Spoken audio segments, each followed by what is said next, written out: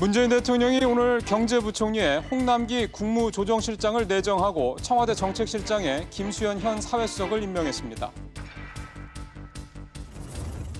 정부는 종합경제보고서인 그린북을 통해 현재 우리 경제가 투자와 고용의 부진 속에서 대외 불확실성마저 커지고 있다고 진단했습니다. 지난해부터 10개월째 유지했었던 경기 회복세라는 문구 역시 2달째 포함시키지 않았습니다. 서울 강남 3구의 집값이 이번 주까지 3주째 마이너스를 기록했습니다. 서울 집값의 바로미터라고 불리는 강남 집값의 하락 배경과 향후 전망 짚어보겠습니다. 김동연 경제부총리와 장하성 청와대 정책시장이 오늘 동시에 교체됐습니다. 경제 투톱의 동반 퇴진 이유와 새 경제 투톱의 과제는 무엇인지 집중 분석해보겠습니다.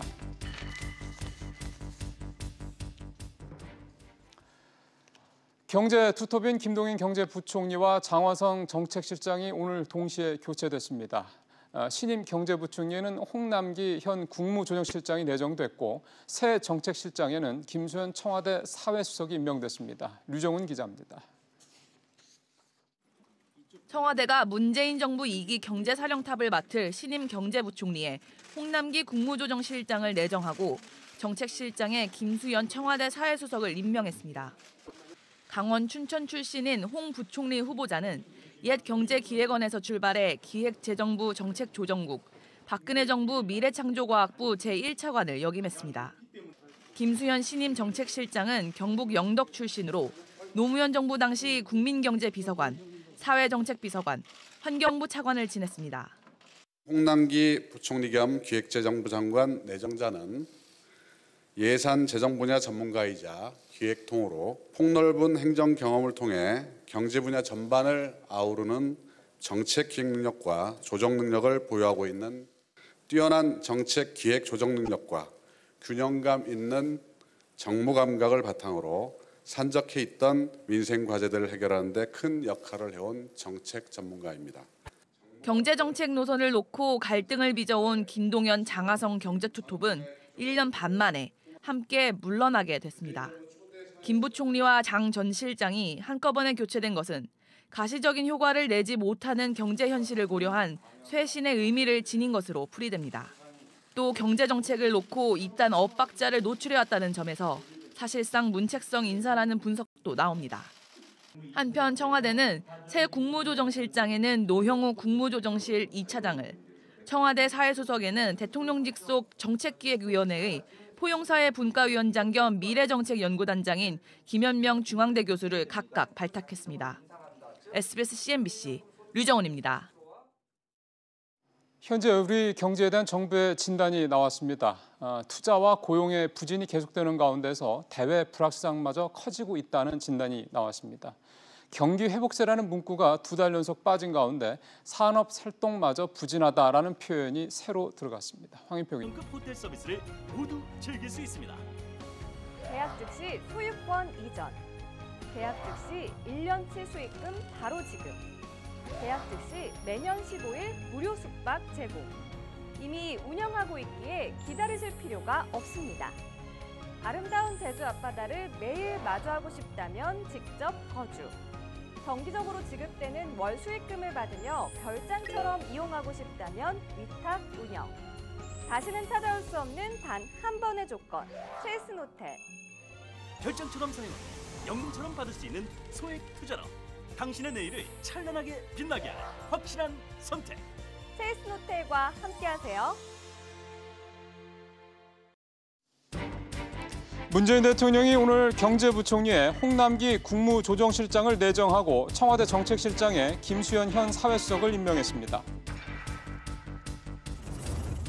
정부는 종합경제보고서인 그린북을 통해 현재 우리 경제가 투자와 고용의 부진 속에서 대외 불확실성마저 커지고 있다고 진단했습니다. 지난해부터 10개월째 유지했었던 경기 회복세라는 문구 역시 2달째 포함시키지 않았습니다. 서울 강남 3구의 집값이 이번 주까지 3주째 마이너스를 기록했습니다. 서울 집값의 바로미터라고 불리는 강남 집값의 하락 배경과 향후 전망 짚어보겠습니다. 김동연 경제부총리와 장하성 청와대 정책시장이 오늘 동시에 교체됐습니다. 경제 투톱의 동반 퇴진 이유와 새 경제 투톱의 과제는 무엇인지 집중 분석해보겠습니다.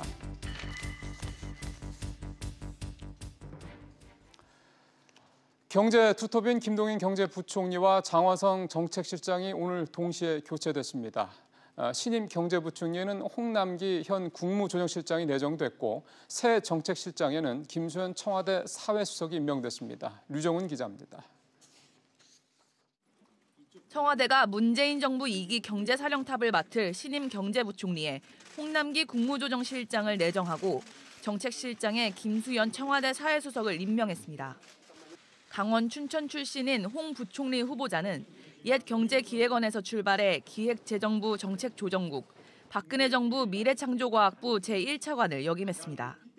김수현 신임 정책실장은 경북 영덕 출신으로 노무현 정부 당시 국민경제비서관, 사회정책비서관, 환경부 차관을 지냈습니다. 홍남기 부총리 겸 기획재정부 장관 내정자는 예산 재정 분야 전문가이자 기획통으로 폭넓은 행정 경험을 통해 경제 분야 전반을 아우르는 정책 기획 능력과 조정 능력을 보유하고 있는 뛰어난 정책 기획 조정 능력과 균형감 있는 정무 감각을 바탕으로 산적해 있던 민생 과제들을 해결하는 데 큰 역할을 해온 정책 전문가입니다. 경제정책 노선을 놓고 갈등을 빚어온 김동연 장하성 경제투톱은 1년 반 만에 함께 물러나게 됐습니다.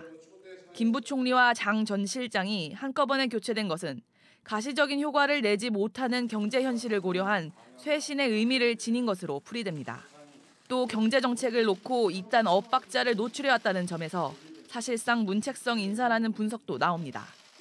한편 청와대는 새 국무조정실장에는 노형우 국무조정실 2차장을, 청와대 사회수석에는 대통령직 속 정책기획위원회의 포용사회분과위원장 겸 미래정책연구단장인 김현명 중앙대 교수를 각각 발탁했습니다. SBS CNBC 류정은입니다.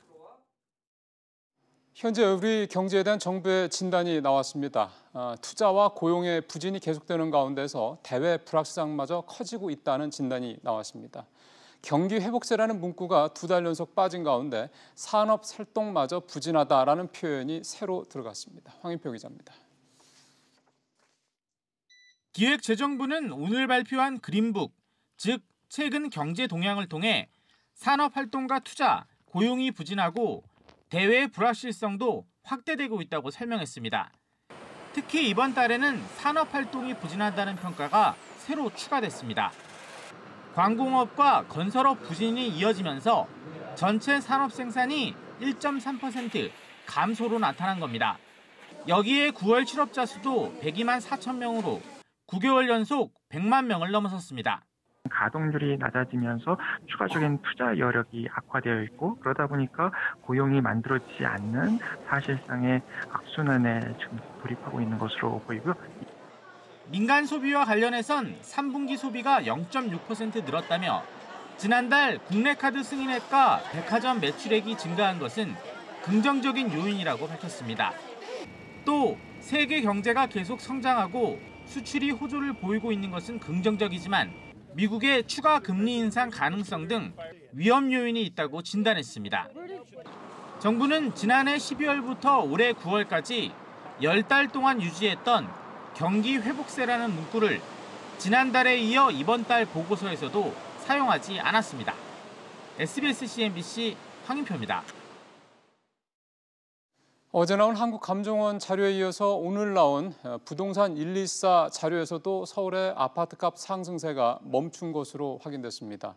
9.13 대책 이후 2달여 만에 시장이 진전 국면에 들어섰다는 분석입니다. 조슬기 기자입니다. 서울 송파구의 대표적인 재건축 추진 아파트 단지입니다. 거래가 사라지면서 호가를 낮춘 매물이 쌓이고 있습니다. 112제곱미터 34평이 18억에 2건만 되고 원래 이게 19억 2천까지 매매되던 것들인데 현재 17억 5천에 나오고 있어요. 강남 재건축 단지를 중심으로 집값이 떨어지면서 서울 전체 아파트값 상승세도 멈췄습니다. 부동산 114 조사 결과 이번 주 서울 아파트값 상승률은 0%로 9.13 대책이 나온 지 2달여 만에 보합세를 나타냈습니다. 지역별로 보면 송파구와 강동구가 하락세로 돌아섰고 강남구와 서초구, 용산구 등 11개구가 보합에 머물렀습니다. 전문가들은 다주택자를 겨냥한 과세 강화와 강력한 대출 규제, 여기에 거시경제 불확실성까지 더해져 상승세가 꺾였다고 분석했습니다. 당분간은 조정을 보이는데 조정이 짧게는 6개월, 길게는 몇 년까지도 가겠죠. 그다음 거시경제라든가 금리 인상이라든가 이런 것들도 크고요. 전세 시장도 보합권을 보이며 안정적인 모습입니다. 강남구가 0.07%로 가장 많이 하락한 가운데 서초구와 도봉구 등은 소폭 약세를 나타낸 반면 양천구와 마포구 등은 0.02% 안팎 올랐습니다. SBS CNBC 조슬기입니다. 미국 이란에 대해서 2차 경제 제재 조치에 들어간 가운데 국내 일부 시중은행이 이란에서 온 유학생들의 은행 계좌를 폐쇄했습니다. 송금길이 막히면서 이란인들의 불만의 목소리가 커지자 인권위원회가 조사에 나섰다고 합니다. 김성현 기자입니다.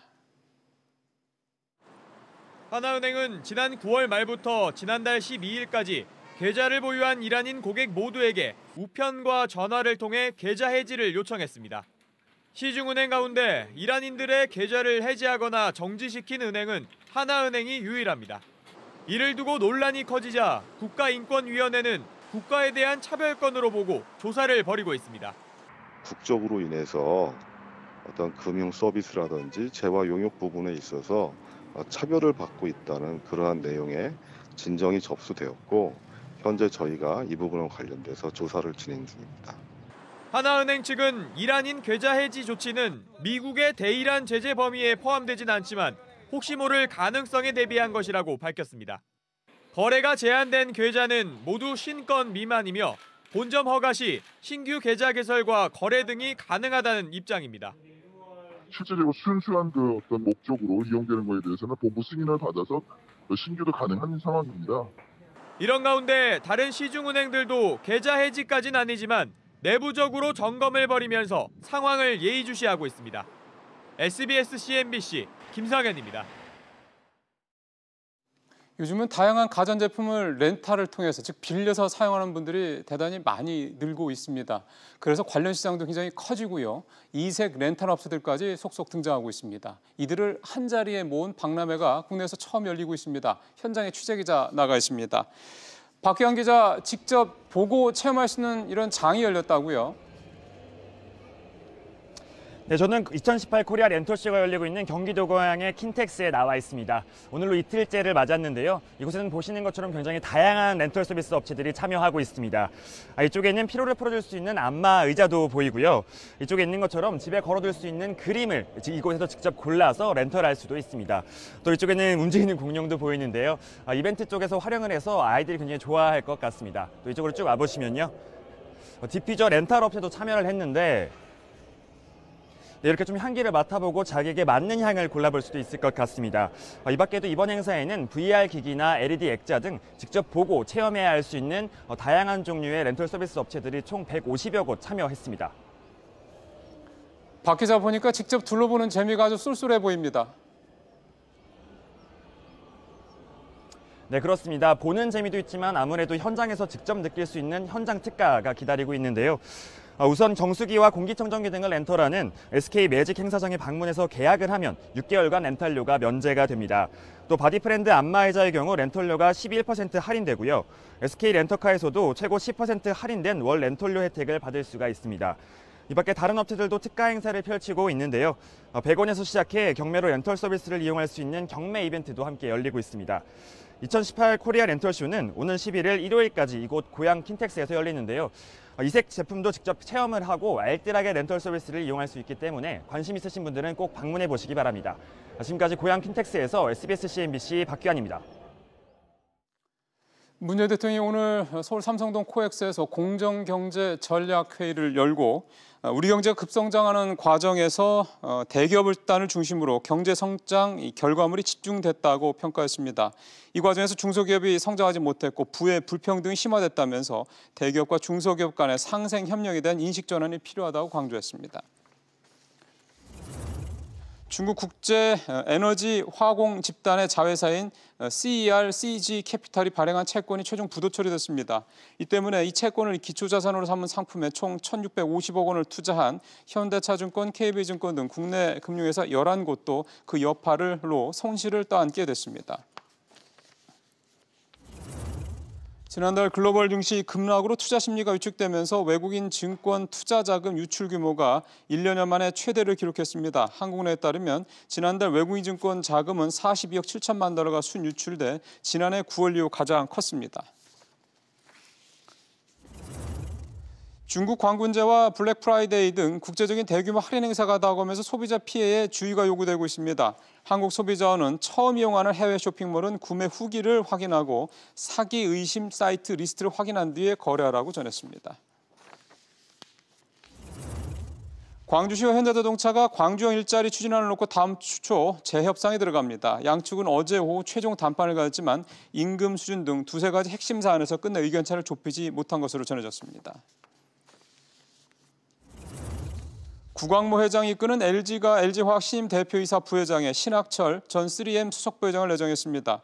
신 부회장은 3M 한국지사에서 평사원으로 출발해 미국 본사 수석부회장까지 오른 입지전적인 인물로 잘 알려져 있습니다. 하나금융그룹이 오늘 명동사옥에서 사회공헌 활동 하나로 2018 모두 하나데이 캠페인 기념행사를 진행했습니다. 오늘 행사에서 김정태 하나금융 회장과 그룹 임직원 등은 김치 11,000여 포기를 담궈서 저수도 다문화 가정에 전달할 예정입니다.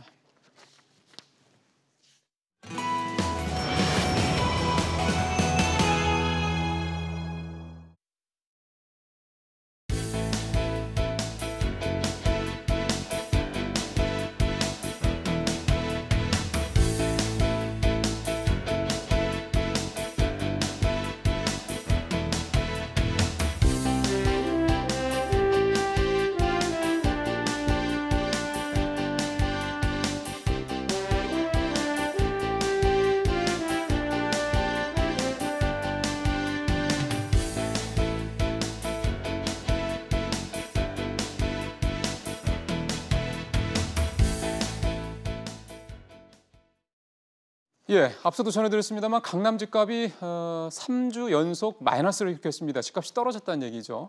게다가 앞서 말씀드린 대로 부동산 114 한국감정원 자료에서도 서울의 집값이 전체적으로도 보합세, 그러니까 위아래로 움직이지 않은 상승세가 멈춘 모습이 또 나타났습니다. 강남 3구의 집값 하락세가 일종의 다른 서울의 집값에도 뭔가 영향을 미친 게 아니냐라는 해석도 충분히 나올 수 있는데요. 오늘 이 강남 3구의 집값을 중심으로 해서 서울 부동산 시장 상황을 조금 짚어보겠습니다. 일단은 강남 현지 상황부터 현장 얘기를 좀 들어보기 위해서요. 잠실에서 공인중개사로 계시는 김은랑 사장님을 전화로 연결해서 현지 얘기 좀 들어보겠습니다. 사장님 안녕하십니까? 여보세요? 사장님 안녕하십니까? 네네, 안녕하세요. 예, 안녕하세요. 일단 네네. 그 사장님 동네 아파트 값들 좀 떨어졌습니까? 네네, 여기 동네 지금 아파트가 지금 9.13 대책을 발표하고요. 조금 떨어졌어요. 그래요? 얼마나 떨어진 것 같으세요? 9월 13일 대책 발표하고 약 한 1억에서 1억 5천까지 떨어졌다고 보시면 됩니다. 지금 사장님 계신 데가 잠실이죠? 네네. 그러면 그 넘어서 왜 그 강남구나 혹시 서초구 쪽 그쪽도 얼마나 떨어졌는지 혹시 그 동료분들한테 얘기 들으신 거 있으세요? 뭐 얼마까지는 뭐 제가 디테일하게 말씀드릴 수는 없고요.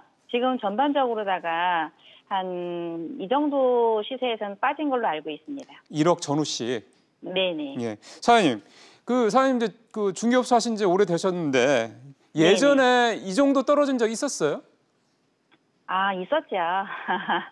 작년에 그 정부 들어와서 가파르게 상승하다가 6월 29일 발표 전에도 한 번 이렇게 금방 했었어요. 그랬어요? 네네. 그랬다가 또 다시 올라갔다가 또 떨어진 그렇죠. 거니까 이런 거는 뭐 여러 차례 있어요. 있었다. 그러니까 한 1억 정도 네네. 전후로 떨어지는 거는 사실은 네. 그렇게 뭐 이렇게 어려운 거 가끔 있는 현상은 아니다. 떨어졌다 볼 수는 없어요. 그래요? 예. 네. 그러면 그 좀 전에 말씀하셨던 그때 1억 정도 떨어졌다고 지금이랑 그 시장 분위기는 좀 어떤 것 같으세요?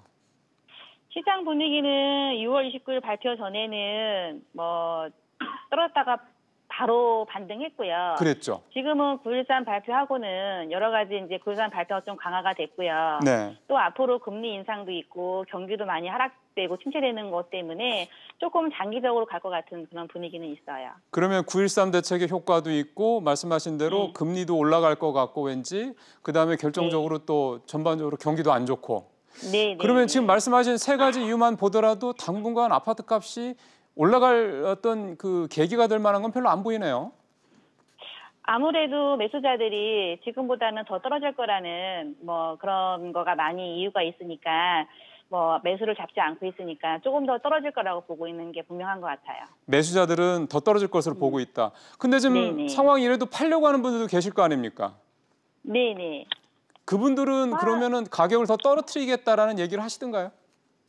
지금은 뭐 호가로다가 부르는 사람도 있고 아니면 네. 좀 급하신 분들은 좀 떨어뜨려서 내놓기로 하긴 하는데 네. 매수자들이 움직이지 않고 있어 좀 어려움은 있죠. 그러니까 거래가 요즘에 거의 잘 안 되겠군요. 네네, 그렇다고 보시면 돼요. 알겠습니다. 사장님 오늘 말씀 잘 들었습니다. 네네, 감사합니다. 예, 지금까지 잠실 공인중개사로 계시는 김은랑 사장님과 얘기를 나눠봤습니다.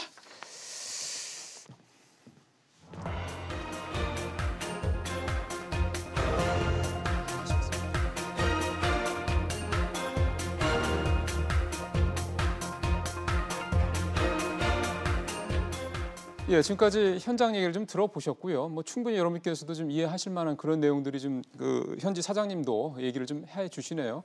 이제 좀 강남 얘기로 좀 집중을 해서 서울의 집값 상황을 한번 짚어볼 필요가 있을 것 같습니다. 여러분들 잘 아시는 것처럼 보통 강남 3구 집값을 가지고 서울 집값의 뭐 향후 움직임, 뭐 일종의 바로미터다, 뭐 이런 얘기들을 사실 많이 하지 않습니까? 그래서 강남 3구 집값 얘기를 중심으로 해서 지금 부동산 상황을 한번 짚어보고 향후 전망도 해보도록 하겠습니다. 오늘 도움 말씀을 위해서 건설산업연구원 두성규 박사 나오셨습니다. 박사님 어서 오십시오. 안녕하세요. 강남 3구가 3주 연속 마이너스를 기록했다. 전에도 뭐 이런 적들이 있었습니까? 예, 강남 3구도 하락세를 보인 적들은 뭐 이전에도 글로벌 금융 위기 때나 이럴 때는 뭐 아주 굉장히 큰 폭격을 맞은 것처럼 이제 다운된 적도 있었는데요. 예, 그런데 이제 최근에 있어서의 그 문재인 정부 들어서고 난 뒤에 어떤 가격이 이런 공식적으로 이런 지속적인 하락세를 보인 적은 아마 드물었던 것 같습니다. 문재인 정부 들어선 처음이다. 네, 그런 어떤 모습들을 보여주고 있기 때문에 네. 그래서 전반적으로 아직 서울에 있어서는 이제 보합세, 영프로센터에 그런 가운데 이제 강남 쪽에서 이렇게 그 가격이 이제 약 마이너스 토가 3주 지속되니까 이제 그런 부분들의 원인들에 대해서는 관심도 상당히 많은 것 같아요. 지금 앞서 사장님 얘기는 아주 명료하게 세 가지 딱 말씀을 하시네요. 9.13 대책, 금리 오를 것 같다, 경기 나쁘다. 박사님 어떻게 보십니까? 그런 부분들도 있고요. 제가 좀 추가해서 생각을 한다면은 아무래도 이제 그동안에 굉장히 가격이 많이 올랐죠. 한 이제 2017년도도 좀 올랐지만 2018년도 올해 들어서서 사실은 굉장히 그 연초와 그다음에 이제 최근에 7, 8월 달 이때 집중적으로 올랐던 부분들이 있다 보니까 가격이 상당히 가파르게 오른 것에 대한 어떤 피로감도 상당히 누적이 되어 있는 것 같습니다. 예를 들면은 서울 강남 지역의 경우에 주택 가격이 평균 딱 중간 가격이 이미 10억을 넘고 있거든요. 강남은? 이 강남 지역 서울 전체가 지금 8억 넘었다고 그런 것 같은데요. 그렇죠. 강남 지역이 이미 이제 일반인들이 접근하기 쉽지 않은 상황들이고요. 그다음에 이제 대출 규제가 10월 31일부터 DSR까지 포함해서 굉장히 강력하게 대출 규제가 되고 있기 때문에 실질적으로 내 집 마련이나 주택을 구입하고자 하는 분들에게 혹은 또 다주택자가 추가적인 주택 마련에 있어서는 상당히 부담을 느낄 수밖에 없는 상황들이고요. 또 임대사업자 등록에 대한 여러 가지 혜택 등을 통해서 다주택자들을 유인하려고 했던 부분들이 최근에 그 혜택들을 축소함으로써 전반적으로 사실은 굉장히 어려움을 겪고 있는 가운데 또 한편에서는 실적으로 향후 시장에 대한 여러 가지 예상을 두고 매도자와 매수자가 입장 차이가 조금 상당히 크기 때문에 그런 사이에서 이제 눈치 보기 장세라고 하고 또 한편에서는 매물이 또 잠겨 있는 그러니까 실질적으로 매물이 출회되지 않는 그런 상황이다 보니까 지금 가격 약세가 지속이 되고 있는 것은 분명합니다. 그런데 그에 동반해서 사실 거래량이 이제 따라주지 않기 때문에 지금의 현상 자체를 하나의 어떤 단정적인 어떤 그런 흐름으로 보기에는 다소 이른 감은 있습니다. 그러나 어쨌든 분명히 이전과는 다른 우리가 문재인 정부 출범 이후에 어떤 일반적인 주택시장의 모습과는 조금 다른 부분으로 하락세, 약세가 지속이기 때문에 우리는 관심을 아마 끌고 있는 것 같습니다. 예. 박사님 사실 그런 말씀 처음 하셨거든요. 저희가 뭐 여러 차례 박사님이랑 부동산 얘기를 서울 집값 얘기를 했습니다만 문재인 정부 들어서 처음으로 뭔가 좀 다른 모습이 보인다는 말씀하시면 사실 오늘이 처음이어서 그렇다고 그러면은 아예 말씀 나온 김에 전망 얘기를 조금 더 하면 서울 강남 3구는 마이너스 3주째, 서울 전체 집값은 지금 이제 보합세, 그러니까 제로가 됐다는 얘기거든요. 그러면은 강남 3구가 계속해서 하락세가 유지된다고 그러면 서울 집값의 전체 평균값도 상승률도 마이너스로 갈 가능성이 있다고 보세요? 가능성은 저는 충분히 있다고 보고 있습니다. 이제 그 부분은 물론 제가 장기적으로 본다면 저는 부동산 시장에 대한 낙관론 쪽에 가까운 사람이라고 이야기할 수 있는데요. 지금 부동산 시장에서 강남을 비롯해서 서울의 지역의 경우에 있어서는 상당히 향후에 있어도 상승의 가능성들은 남아 있습니다. 공급 부족이라는 이런 부분들이 남아 있지만 전반적으로 정부의 대책, 즉 정부의 어떤 규제와 맞서서 시장이 계속해서 간다는 것은 긴장감을 가지고 간다는 것은 부동산 시장 내에서도 상당히 부담감을 안을 수밖에 없는 것이고요. 또 지금 주택 보유자라든지 혹은 주택 구매자들 같은 경우에도 정부의 규제가 당분간 지속될 것으로 이제 보이지는 그런 상황 하에서 굳이 정부와 맞서서 굉장히 피로감을 가지고 또 거기에 대한 여러 가지 그 부담감을 안고 가는 것에 대해서 상당히 조금 조심스러워하는 그런 분위기가 있기 때문에 실질적으로 전체적인 서울의 어떤 시장 상황이 꼭 강남구가 아니라 하더라도 이런 어떤 보합세가 지속이 된다면 결국에 있어서는 조금 더 길게 볼 때에는 쉬어가자. 이런 쪽에 가격 부분에 대해서 뒷받침해 줄 수 있는 그런 여지들이 대출 억제 등으로 해서 상당히 또 많이 제한되어 있고 또 금리 인상 가능성들이 자꾸 염두에 두다 보니까 전반적으로 수요 심리도 상당히 또 위축되고 있습니다. 그러니까 정신 심리적으로도 위축되는 부분이 있다 보니까 결국 저는 조금 길게 본다면 결국 내년 상반기 같은 경우에 있어서는 상당히 서울의 시장, 부동산 시장은 약세 기조로 전환될 수 있는 여지가 충분히 있다 이렇게 보고 있습니다. 혹시요 오늘 정책실장에 김수현 사회수석이 됐잖아요. 그동안에 문재인 정부의 부동산 정책을 주물르던 사람이 김수현 수석인데 이제 정책실장을 더 높은 자리로 갔단 말이에요. 물론 뭐 지금처럼 이게 실무자 차원에서 다루지 않을 수도 있겠습니다만 전체를 다뤄야 되는 게 실장 자리니까. 정책실장으로 갔다는 얘기는 승진한 건데 사실상. 그러면 지금의 부동산 정책이 앞으로 뭐 풀릴 여지는 별로 없다고 봐야 되는 거 아닙니까? 그렇죠. 지금 시장에 주는 시그널은 오히려 지금의 정부의 부동산 정책 기조가 유지되거나 오히려 더 강화될 수 있는 힘이 실린다는 대통령의 신임이 더 덧붙여지면서 힘이 실린다는 그런 부분들이 보여지고요. 또 실무적으로 국토부 쪽에서도 사실은 부동산 규제와 관련해서 시장이 전반적인 침체가 오더라도 그런 부분에 적극적으로 대응할 것 같지는 않습니다. 그 부분은 지방의 부동산 시장이 상당히 어려운데도 많은데도 불구하고 국토부가 그에 대해서 지원 혹은 깊은 관심을 갖는 어떤 보완책들을 내놓는 경우는 지금 드문 상태로 있습니다. 그래서 지금의 정책 기조는 이어질 것으로 보여지고요. 그런 가운데 사실은 부동산 시장의 향후에 있어서 제일 변수라고 한다면은 정부가 이번에 9.13 대책을 통해서 종합부동산세와 대출 규제뿐만 아니라 신도시 개발 부분에 대한 계획들을 언급함으로써 그 부분들이 어떤 식으로 구체화되어서 서울의 공급 부족이라는 문제들을 사실은 수도권, 경기도의 신도시 개발을 통해서 확실하게 해결책을 내놓을 수 있느냐. 그 부분들이 얼마나 사람들에게 체감할 수 있는 정도로 추진력 있게 그 계획들이 현실화되느냐 하는 과정들을 아마 많은 국민들이 지켜볼 거고 그게 제대로 안 된다면은 시장은 새로운 모멘텀을 찾는 계기로서 또다시 어떤 변화가 있을 가능성을 저는 남겨놓고 있다 이렇게 보고 있습니다. 신도시 얘기 말씀하셔서 그것만 하나 더 여쭤보면 지금 정부가 얘기하고 있는 신도시 지난번에 얘기 나왔던 뭐 토지 거래 허가 지역 지정하는 것들을 포함해서 그런 지역들이 사실은 수요자들이 원하는 딱 맞는 그런 지역들이라고 보기는 좀 어렵죠. 보기는 어렵죠. 그렇다면은 그 일단 수요와 공급이 또 역시 미스매치가 발생하는 거 아닙니까? 네, 그렇죠. 그러니까 지금 많은 분들이 전문가분들을 포함해서 일반 어떤 부동산에 관심을 갖는 분들도 그렇게 의문점을 가지고 있습니다. 과연 3기 신도시 개발을 통해서 3기 신도시가 가지고 있는 강점에 대해서는 정부가 많이 이야기를 하고 있습니다. 1기 신도시와 2기 신도시 중간에 위치함으로써 서울 접근성이 강화되고 있고 또 광역교통망 등을 같이 함께 개발하기 때문에 상당히 의미가 있다고 이야기하고 있지만 그 3기 신도시 개발의 주된 목적은 결국은 서울의 공급 부족 문제를 해결할 수 있는 쪽과 연관되어 있는데 그 부분들에 있어서 실질적인 서울의 공급 부족 문제를 해결해 줄 수 있는 사실은 묘책이냐 이 부분에 대해서는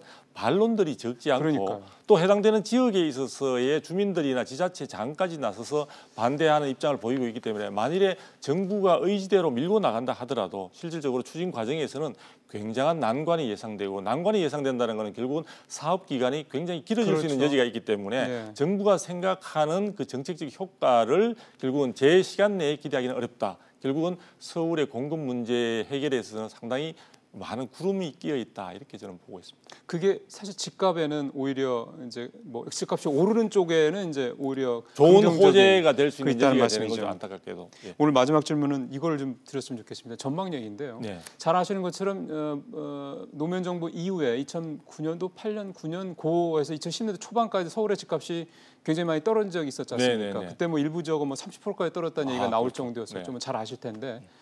지금의 이런 하락 분위기가 혹시 그때가 데자뷰처럼 나타날 수 있는 여지가 있다고 보시는지요? 저는 그렇지는 않다고 보고 있습니다. 많은 분들이 큰 폭 하락에 대한 이야기들도 많이 언급을 하시는데요.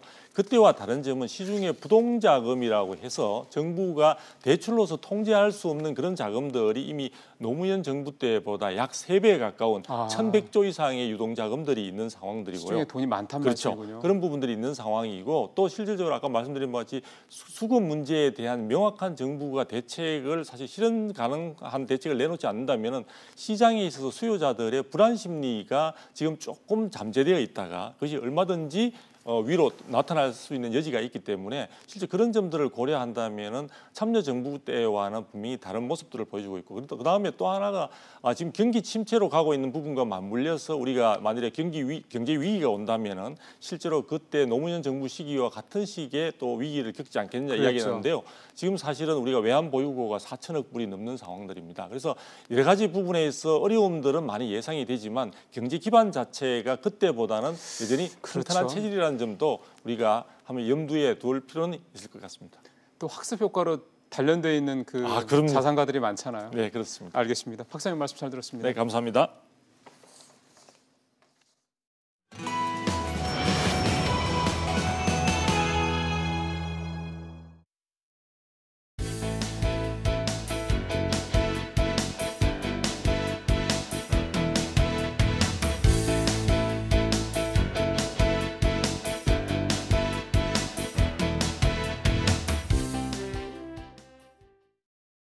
예, 어린 아기들이 의무적으로 맞는 이 BCG 백신 여기에서 이제 비소 검출됐다는 소식 어제에서 오늘도 좀 전해드려야 되겠습니다. 왜냐하면 불안감이 가라앉지 않고 있기 때문에 그런데요. 오늘 식약처가 안전성에 문제 없다고 거듭 강조하고 나서긴 했는데 글쎄요.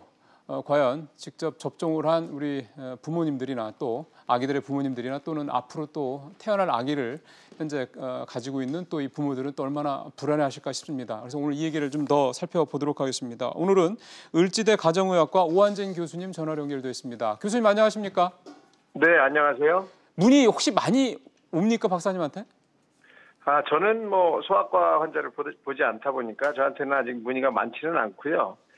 인터넷상에서 굉장히들 활발하게 정보를 교환하고 있는 것 같습니다. 그래요. 어쨌든 제일 걱정되는 게 아기들 건강 아니겠습니까? 지금 그렇죠. 그래서 네. 예, 오늘 식약처도 접종 후 한 달 이상 지난 아이들은 문제 없다 이렇게 얘기를 했는데 네. 이거를 그렇게 고지그대로 받아들이시는 부모님들이 별로 없으신 것 같아서 박사님 어떻게 보시는지요? 전혀 문제 없습니다. 아 그래요? 걱정하실 필요 없고요. 네. 이거에 대한 이제 명확한 이 답변을 우리 기관에서 잘 못 내고 있는 것 같은데 사실 비소라고 하는 것은요 광물 속에 포함이 되어 있는 겁니다. 암석에 존재하는 거고 이런 광물을 처리할 때 노출이 됩니다. 네. 그래서 어떤 우리가 뭐 천연 물질을 만들어내거나 할 때는 당연히 비소가 나타날 수밖에 없습니다.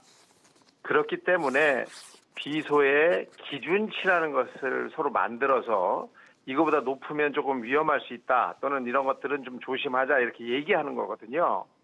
그런데 지금 알려진 이 생리식염수에 포함되어 있는 비소의 양이 국제의약품 규제조화위원회에서 하루 허용량으로 만들어 놓은 거에 38분의 1 수준입니다. 예. 그러니까 하루에 허용될 거에 38분의 1 수준이니까 이 BCG라는 것은 생후 1개월 내에 딱 한 번밖에 접종하지 않는 거거든요. 그러네요. 예. 이거를 38번 맞아도 그거를 하루에 허용할 양 정도밖에 되지 않는데 네네네. 이걸 가지고 조금 더 침소봉대해서 애가 어떻게 큰 문제가 생길 것 같이 떠드는 것은 조금 무리가 있습니다. 이거 너무 걱정하지 않으셔도 되고요.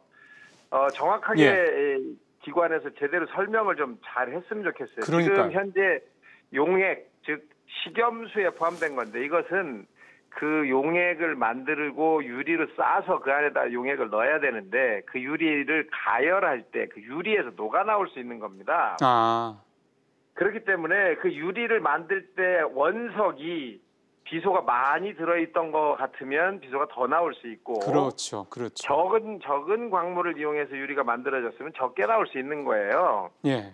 그런 정도의 차이이기 때문에 이 부분에 대해서 너무 걱정할 필요는 없습니다. 다만 예. 일본에서 우리나라로 올 때 이 부분에 대해서 조금 더 빨리 국민들한테 그렇죠. 알리지 예. 못하고 위험성을 표현하지 못한 것, 또 이런 부분에 대해서 조금 관심을 가져주면 좋겠고요. 그러니까요. 앞으로는 그런 일이 좀 안 생겼으면 좋겠고 네네. 일본에서는 왜 이걸 계속 허용하고 있느냐 하면 일본은 이 주사용, 즉 피내용이 없습니다.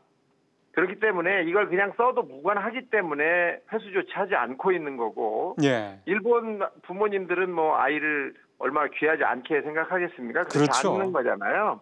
그래서 그걸 사용해도 별 문제가 없다, 전혀 문제가 없다 이렇게 생각되기 때문에 국가에서 허용하고 있는 거고 예. 우리는 주사용도 있고 지금 말하는 경피용도 있기 때문에 네.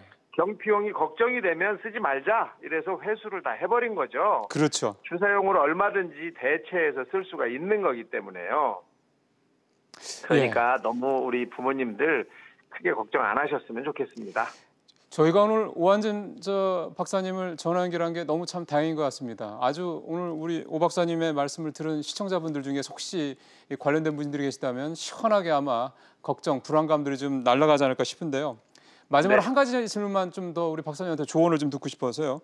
뭐냐면 비소가 이제 앞서 말씀하신 대로 이제 이게 그 광물에 들어있는 거다 보니까 또 우리 일상생활과 이렇게 접하기가 좀 쉬운 그런 거다 보니까 혹시 이게 체내에 쌓여서 중금속이고 하니 이게 뭐 나중에 혹시 문제가 생기거나 이러지 않을까 싶어서 이런 것들에 대한 평소 일상생활에서 대처법이 있다면 어떤 것들이 있을지 좀 조언 좀 해주시죠. 사실 뭐 우리가 지금 현대인들이 광물을 자주 만지거나 광물이 많이 포함된 곳에 갈 일은 거의 없습니다. 그렇죠. 네. 다만 이제 탄광 지역에서 일을 하시거나 그 지역에서 아이를 낳고 사는 분들은 이제 이런 비소라든지 또 다른 중금속에 노출될 가능성이 조금 더 높으니까 그런 부분을 조금 주의하시고 자주 잘 닦으시고 마스크를 이용하시고 이러면 도움이 될 것 같고요. 일반적으로 우리가 사는 이 현대 사회에서는 이런 광물을 통해서 그것이 우리 몸의 중금속에 침착이 되거나 또는 축적이 될 문제점에 대해서는 걱정을 크게 안 하셔도 좋을 것 같습니다. 다만 알겠습니다. 예. 다만 이런 것들이 방부제나 살충제나 또는 살서제, 이 쥐를 죽이는 이런 그 약물들에 포함이 돼 있거든요. 그래서 이런 약품들을 이용할 때는 반드시 마스크를 잘 하고 글쎄요. 방역 조치를 하신 다음에 이용하시는 것이 좋겠습니다. 예. 알겠습니다. 박사님 아주 시원한 말씀 잘 들었습니다. 고맙습니다. 네, 고맙습니다. 예, 을지대학교 가정의학과 오한진 박사와 BCG 접종 얘기 해봤습니다.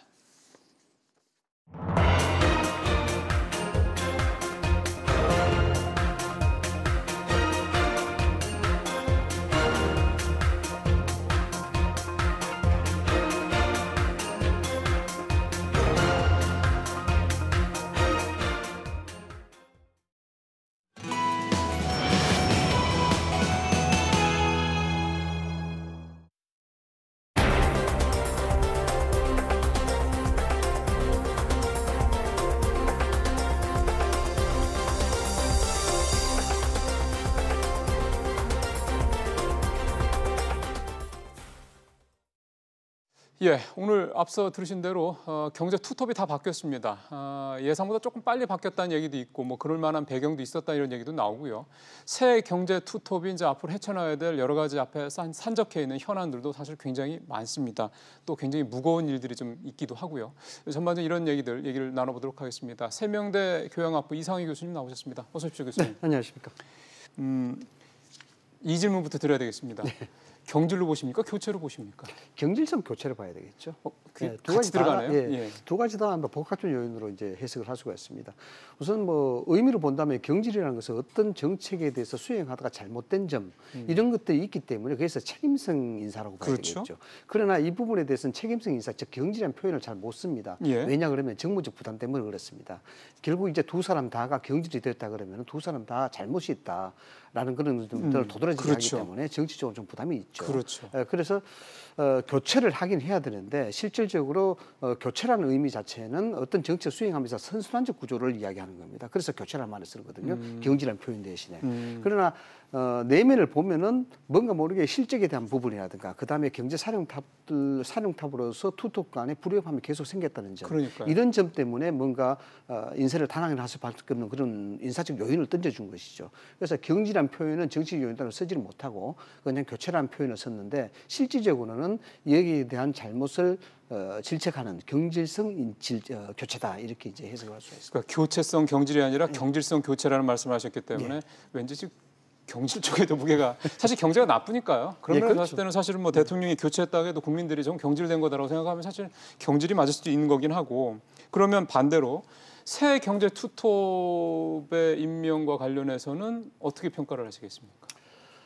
일종의 이제 언론 보도 내용을 보면 원팀으로 이야기를 하지 않습니까? 그렇게 얘기하죠. 역설적으로 보면 아주 이유는 간단하게 찾을 수가 있습니다. 과연 김동연 부총리와 장하성 실장이 왜 교체가 됐었느냐라고 본다 그러면 이유가 설명이 간단하겠죠. 첫 번째 이유가 불협화음이었죠. 불협화음이었고 여기에 대해서 원만한 팀워크 구조를 보여주지 못했다. 실질적으로 두 사람이 지난 정부가 출발하면서 투톱 교체로 갔던 부분들이 투톱 시스템으로 갔던 것들이 상호 보완적인 형태였었거든요.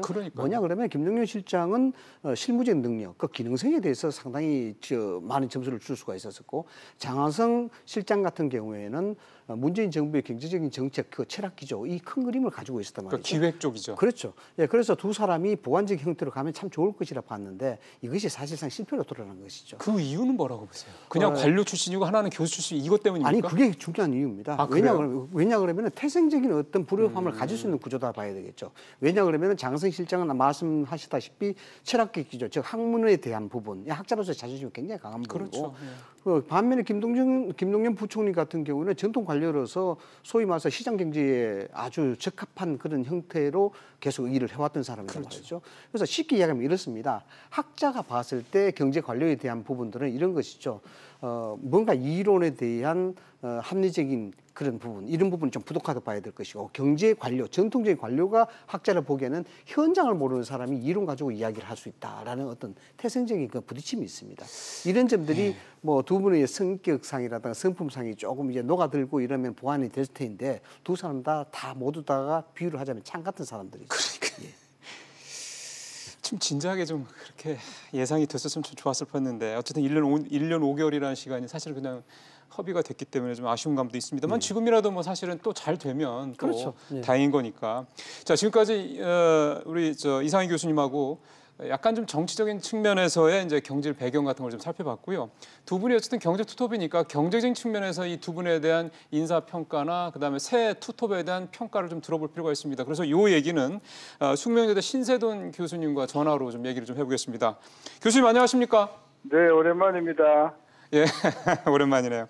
자, 교수님한테 똑같은 첫 질문을 드리겠습니다. 경질입니까, 교체입니까? 경질이라고 볼 수 없을 것 같아요. 아, 그래요? 예.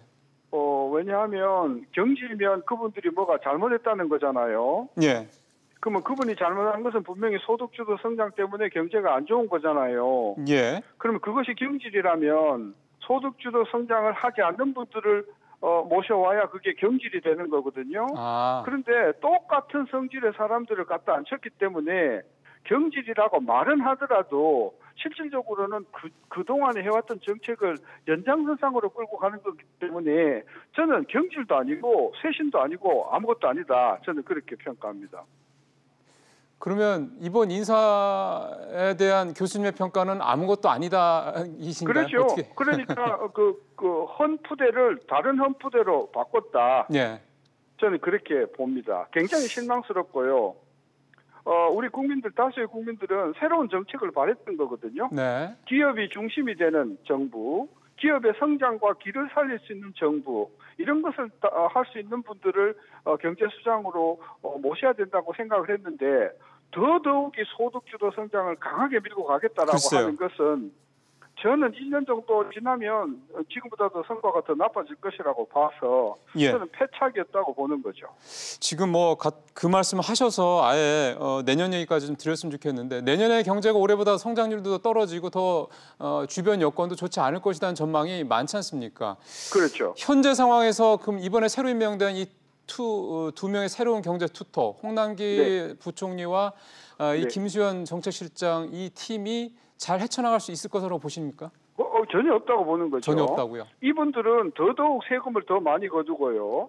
그다음에 더 많이 기업을 옥죄고요. 기업의 활동을 더 죽일 거기 때문에 기업은 더 움츠리면서 더 투자를 안 할 것이고 더 고용을 안 할 것이고 저는 그렇게 움츠릴 거라고 봅니다. 따라서 내년도 성장률은 내수가 됐든 수출이 됐든 저는 금년보다도 훨씬 더 환경이 나빠질 것이다. 그리고 그 책임은 지금 바꾼 교체층들이 다 물게 될 것이라고 봐요. 예. 제가 이 질문을 드리는 게 적절할지 모르겠지만 교수님 저희 프로그램을 위해서라도 이 말씀 좀 해주시면 좋겠습니다. 그 네. 홍남기 부총리하고 이 김수현 정책실장에 대해서 재연을 하신다면 혹시 어떤 말씀을 하시겠습니까? 기업 이야기 좀 들으십시오. 그리고 비판적인 교수들의 말씀을 좀 들으십시오. 네. 지금 80%의 교수들이 협력이 공유제 같은 제도는 매우 나쁜 제도라고 이야기를 하면 귀담아 들으셔야 되지 않습니까? 예. 이제 이런 것들을 밀고 더 가열차게 밀고 나가겠다 이런 의지가 엿보이기 때문에 저는 기업하고 상당히 마찰하는 그런 어떤 국면들이 될 것이라고 보기 때문에 많은 사람들은 구팀이나 C팀이 별 차이가 없다고 생각은 하고 있는데 그것이 아닌 것을 우리 홍 부총리와 지명자와 정책수석이 그거를 보여주면 우리의 생각이 틀렸구나. 저는 옳은 방향으로 갈 수 있다고 보는 거죠. 알겠습니다. 교수님 오늘 전화 연결 잘 고맙습니다. 네. 지금까지 숙명여대 신세동 교수와 경제적인 측면에서의 좀 이번 인사에 대한 평가를 좀 들어봤고요. 다시 이상희 교수님과 이제 얘기를 좀 시작을 하겠습니다. 지금 신세동 교수님은 그 인물이 그 인물이다. 신팀, 구팀, 구팀, 신팀이 다 똑같다. 이렇게 얘기를 하시는데 뭔가 좀 변화가 전혀 없을 것으로 교수님도 생각하시나요? 아마 그 청와대 인사팀 그리고 대통령께서 상당히 좀 고민을 하셨을 겁니다. 어떤 고민이냐 그러면은 바꾸긴 바꿔야 되는데 어떻게 바꿔야 될 것인가 이 문제 아니겠습니까? 이게 어떤 뜻이냐 그러면은 실질적으로 바꾸긴 해야 되는데 문재인 정부의 정치적 철학 기조가 크게 훼손되지 않고 그다음에 원팀으로서 상호 불협화음이 없는 사람들로 구성해야 되는 것이 아마 첫 번째 인사의 기준이었을 겁니다. 그렇기 때문에 홍남기 체제와 홍남기와 김수현 체제로 갔다 이렇게 봐야 됩니다. 두 사람의 인물이 특징 자체가 홍남기 지금 내정자 같은 경우에는 상당히 좀 원만한 스타일이거든요. 원만한 스타일이고 조정 능력이 뛰어나다고 이야기를 많이 하고 있습니다. 그리고 뭐 진보 정부, 보수 정부 다 거쳤고요. 그렇죠, 다 거쳤기 때문에 그것은 이제 긍정적으로 부정적으로 해석을 할 수가 있습니다만은 어쨌든 관료로서의 상당히 뭔가 스펙트럼이 넓다고 볼 수 있죠. 넓기 때문에 그 조정 기능이 넓다고 봐야 되겠고 또 지금 하고 있는 국무조정실장의 기능이 또 그런 것이고. 그렇죠. 또 반면에 김수현 실장 같은 경우에도 마찬가지로 뭔가 자기 분야 외에는 다른 분야에 위임을 잘하는 그런 스타일로 좀 정평이 나 있습니다. 그렇기 때문에 굳이 자기가 모든 것을 다 관장하는 꽉 막힌 스타일이 아니란 그런 말씀이시죠? 스타일이 아니라는 거죠. 그런 스타일이 아니기 때문에 오히려 홍남기 부총리 내정자에게 뭔가 권한을 많이 가져갈 수 있는 그런 어떤 체제가 된다는 그런 전망도 좀 많이 있습니다. 좀 비판적인 어떤 얘기들을 좀 질문으로 드리면 홍 수석은 예산통이고 그다음에 김전 수석은 부동산 쪽이었는데 그러니까 둘 다 어떻게 보면은 전문가들이 아니다라는 지적도 있더라고요.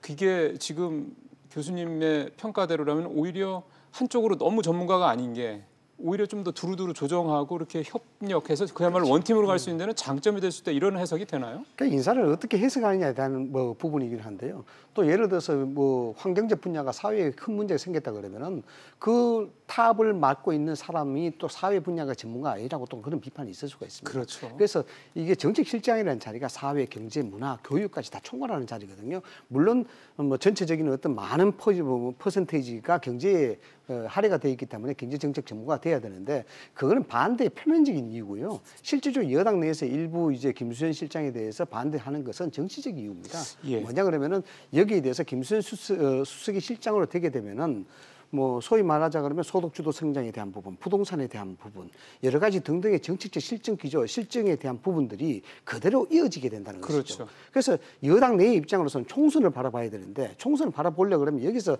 고리를 끌어줘야 되는 부분이 있습니다. 지금 경제 상황이 안 그렇죠. 좋으니. 그러나 김수현 수석이 그대로 실장이 되게 되면은 여기에 대한 야당 포용 효과가 계속해서 이어진다는 거죠. 그렇게 되면 총선에 상당히 불리한 것이고 어젠다 자체가 공격을 받을 수밖에 없는 그런 게 형태가 된다는 것이죠. 그래서 여당 내의 반대 기류 자체는 김수현 수석, 김수현 실장의 능력에 대한 문제가 아니고 정치적인 아젠다를, 정치적인 부분을 좀 고리를 잘라내야 된다라는 그런 차원에서 반대가 있었다. 이렇게 이제 해석을 할 수가 있습니다. 이 지난번에 문 대통령이 시정연설에서 무릉동이론 얘기해서 좀 화제가 됐지 않습니까? 우리나라가 지금 상당히 여러 가지로 크게 군본적으로 구조적으로 바뀌어야 될 시기인데 과도기라는 얘기죠. 그러기 위해서는 시간이 걸린다. 국민들께서 그런 부분에 대해서 좀 양해하고 기다려주셨으면 좋겠다. 지금 경제 투톱이 그런 어떤 대통령의 어떤 생각과 그 어떤 좀 잘 조화를 이루어 갈 수 있겠다라고 보세요? 앞서 말씀을 드렸습니다만 가장 중요한 것은 문재인 대통령이 가지고 있는 경제 철학 그리고 국정 철학에 대해서 훼손이 될 수 있는 인물이냐 아니냐에 대한 부분이 가장 중요합니다. 그렇죠. 실제 국정을 운영하다 보면은 대통령이 원하고 추구하는 그런 쪽으로 사실상 참모들이 다 맞춰가게 돼 있거든요. 그렇죠. 그런 측면에서 본다 그러면은 지금 김수현 실장 같은 경우에는 원만한 그런 타입이고 또 초기에서부터 시작해서 지금까지도 문재인 정부의 경제적 철학 이 부분을 가장 잘하는 사람이다라고 이야기하는 것입니다. 그렇기 때문에 그 기조를 그대로 이어간다라고 볼 수가 있는데 여기에 대해서 좀 더 뭔가 좀 강하게 추진될 것인가 말 것인가의 문제는 좀 더 두고 봐야 되겠지만 그렇죠. 이런 부분이 있습니다. 김수현 실장의 특징 자체는 일단 개인적으로 제가 사견을 전제로 말씀드리자 그러면은 부동산 공개념 개념, 그렇죠. 토지 공개념 개념이 아주 그 철학적 의지가 강한 사람이고, 그다음 부동산 정책에 대해서 여기에 대해서 관철하는 의지가 굉장히 강합니다. 지금까지 노무현 정부 때부터 시작해서 부동산 정책을 계속 가져왔으니까 지금 실장이 되면 오히려 이 부분에 대해서 정책적 실패를 하지 않으려는 그런 노력들이 더 강하게 일어난다고 봐야 되겠죠. 그래서 경제적으로 좀 보자 그러면은 부동산 정책은 앞으로 계속 좀 압력이라든가 강압적, 강압이라기보다도 굉장히 경직이 될 그런 가능성이 굉장히 높다고 봐야 되겠죠. 마지막 질문으로는 이걸 드리고 싶습니다. 오늘 좀 보시고 물론 좀 더 봐야 되겠지만 교수님 입장에서 봤을 때 이렇게 했으면 좋겠다라고 혹시 제언을 하신다면 어떤 게 있을까요? 정치나 기업도 마찬가지겠습니다만 결과물이 없으면 힘이 없거든요. 그럼요. 그 힘을 얻기 위해서 결과물을 얻어내려는 그런 노력들이 지금 이제 인사적 행위로 지금 나타나고 있는 것입니다. 그런데 사실상 정치와 시장은 좀 다르거든요. 그래서 지금 정부가 조금 무리한다라고 본다 그러면 시장은 시장 원리에 놔둬야 되는데 이걸 자꾸 정치와 어떤 철학적 이념으로 거기에 맞춰가고 재단해 나가려는 그런 노력들이 좀 보입니다. 그런 것들이 오히려 시장 자체에서 반감을 사게 되고 오히려 기업을 위축시키는 그런 요인들로 작용하게 되는 것이거든요. 이런 부분들은 좀 과감히 정책을 전환하게 되면 역사성 때문에 부담이 있을 수가 있겠지만은 서서히 이런 부분들은 좀 더 시장 원리에 맞게끔 시장 주도에 맞게끔 그렇게 전환시켜 나가는 그런 어떤 철학적인 전환, 그 철학적인 방향 전환 이런 것들이 굉장히 좀 중요하다라는 그런 생각을 좀 합니다. 알겠습니다. 교수님 말씀 잘 들었습니다.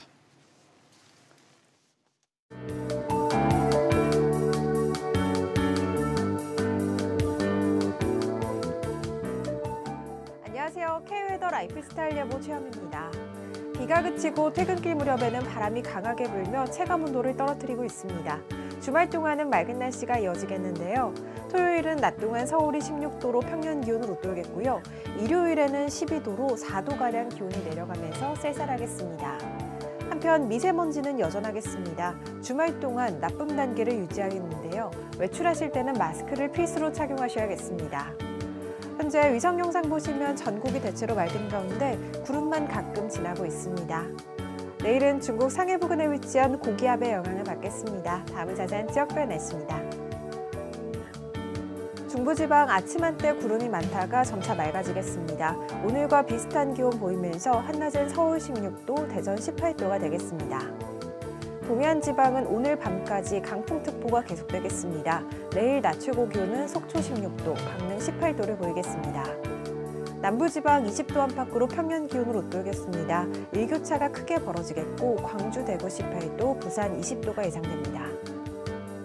현재 동해상에는 풍랑특보가 발효되면서 물결은 최고 4m로 매우 높게 일겠습니다.